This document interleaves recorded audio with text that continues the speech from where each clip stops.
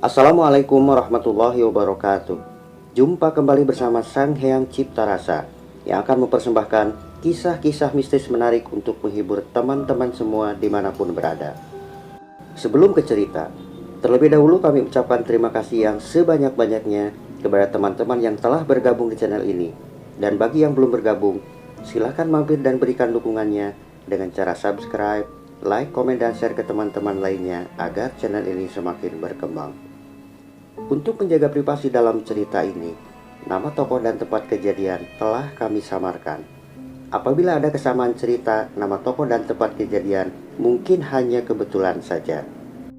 Kali ini, kami akan melanjutkan kisah sebelumnya di part 1. Nah teman-teman, apakah sebenarnya yang dilakukan Hendro dan Supri di tempat itu? Untuk mengetahui kisah selengkapnya, kita simak saja ceritanya. Cerita kembali ke Supri dan Hendro. Mereka berdua sedang melakukan ritual untuk mendapatkan ilmu pelet. Tentunya bersekutu dengan penguasa air terjun yang berwujud wanita cantik. Menurut cerita orang-orang yang pernah ke sana, ilmu pelet itu bernama ilmu Jala Sutra, sebuah ilmu pemikat lawan jenis paling ampuh pada masa itu. Hanya sekali pandang, maka lawan jenis akan terpikat. Ketika pelaku ritual lulus melakukan semedi semalaman di tempat itu, maka sang penunggu air terjun akan masuk ke dalam jiwa si pelaku ritual dan berhak memiliki kunci pemanggil sang putri tersebut dengan menggunakan ilmu pelet Jala Sutra.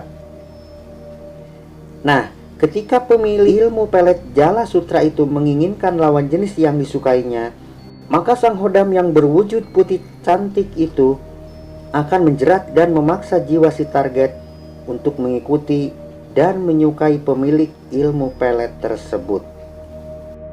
Ritual di tempat itu tak banyak sesaji macam-macam, cukup dengan sebatang dupa dan sebuah keberanian yang bisa mengantarkan mereka pada tujuannya. Lalu apakah semudah itu? Oh, tentu tidak. Ada sebuah perjanjian yang harus disepakati antara pelaku ritual dengan penunggu air terjun itu, yaitu setiap tahun, seminggu sebelum purnama tiba, sang pemilik ilmu harus kembali bersemedi di tempat itu untuk menambah kekuatan ilmunya yang telah digunakan selama setahun. Jika tidak, ilmu itu akan berbalik pada dirinya sendiri, dan tentunya hal buruk akan menimpa si pemilik ilmu tersebut. Dan Hendro saat itu melakukan ritual yang kedua kalinya untuk menambah kekuatan ilmunya, sedangkan Supri adalah kali perdana untuk mendapatkan ilmu tersebut. Kembali ke Hendro dan Supri. Waktu kira-kira menunjukkan lewat tengah malam. Tiba-tiba, dari dalam batu di balik air terjun terdengar sayup-sayup suara gamelan. Suara itu semakin lama semakin nyaring, seakan keluar dari balik batu itu dan mendekat ke arah Hendro dan Supri berada. Supri ketakutan yang teramat sangat manakala suara itu lewat di depannya. Ia tak berani membuka matanya. Namun Hendro terlihat tenang-tenang saja, sebab hal seperti itu ia sudah pernah mengalaminya pada saat ritual yang pertama dulu. Suara itu semakin menjauh dan lenyap seketika di telan malam. Supri pun bernapas lega, namun ia merasa ada sesuatu yang merayap di kakinya, lalu naik ke tubuhnya dan melilit lehernya. Ya, seekor ular kecil. Ular itu terus bergerak-gerak di seluruh tubuh Supri. Antara takut dan geli, tubuh Supri menggelinjang, namun ia tetap berusaha untuk tak merubah posisi duduknya. Namun lama-kelamaan, gerakan dan gesekan tubuh ular itu menjadi sangat halus dan hangat, sehalus sutra. Benar saja, tubuh ular itu seketika telah berubah menjadi sosok wanita cantik. yang terus mengelus-ngelus dan membelai tubuh Supri. Supri pun merasakan suatu gairah dalam tubuhnya saat itu. Namun ia teringat pesan sang juru kunci agar tak tergoda dengan hal apapun yang dapat membatalkan ritualnya. Dan ketika sayup-sayup terdengar suara ayam jantan berkokok, sosok wanita itu menghilang. Lalu Supri membuka matanya. Tampak Hendro sudah berdiri dan mengenakan pakaiannya. Supri pun segera meloncat dan berpakaian, kemudian berjalan mendahului Hendro menuju rumah Mbah Karso. Sesampainya di sana, ternyata Mbah Karso telah berdiri di luar rumah menyongsong kedatangan mereka. Mbah Karso kemudian memberikan sesuatu pada mereka dan menyuruhnya untuk mandi kembang di belakang rumahnya. Setelah itu, mereka berdua kembali ke rumah tengkulak tersebut. Kembali ke Teh Marni. Telah 2 minggu Supri tak bekerja dikarenakan masih sakit, membuat Teh Marni semakin gelisah. Rasa rindunya pada pemuda itu tak tertahankan lagi, hingga ia nekat pergi ke rumah Supri.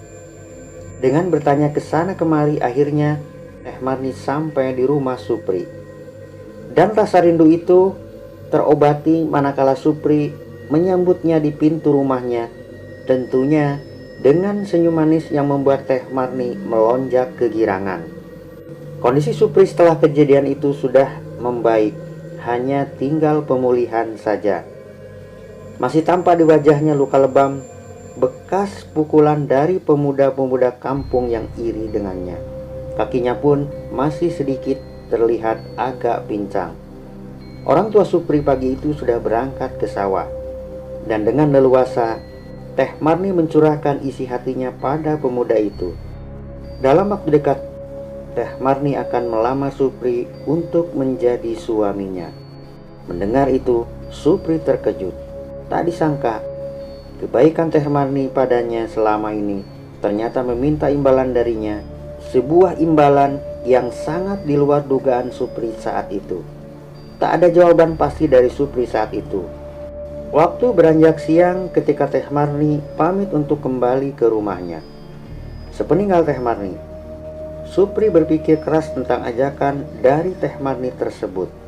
Ia tak habis pikir tentang semuanya ini. Supri yang selama ini berpetualang cinta dengan gadis-gadis cantik di setiap kampung yang ia temui, harus mendapatkan jodoh Teh Marni, seorang janda dengan 4 orang anak. Apalah artinya ilmu yang ia miliki untuk memikat gadis-gadis cantik itu? Supri tak menyadari jika ilmunya itu harus ia tambah lagi kekuatannya dengan kembali datang ke tempat ilmu itu berasal. Seminggu berlalu, dan Supri sudah kembali bekerja seperti sedia kala. Ada keanehan yang terjadi pada Supri. Ia selalu ingin berlama-lama di tempat Teh Marni ketika mengantar barang pesanannya. Dan satu hal lagi, pikirannya mulai berubah drastis.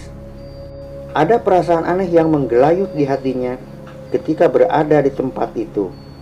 Seperti mulai ada getaran-getaran asmara di hatinya pada Teh Marni saat itu. Singkat cerita, Supri akhirnya menerima tawaran Teh Marni untuk menikah.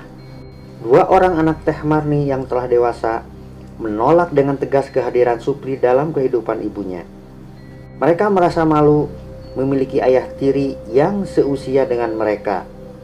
Hingga sampai beberapa waktu lamanya mereka berdua tak mengakui Supri sebagai ayah tirinya.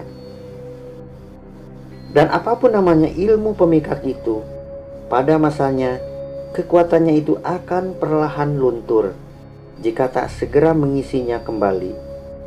Jika tidak, maka ilmu itu akan berbalik kembali pada dirinya, sesuai dengan perjanjian ketika ilmu itu didapat.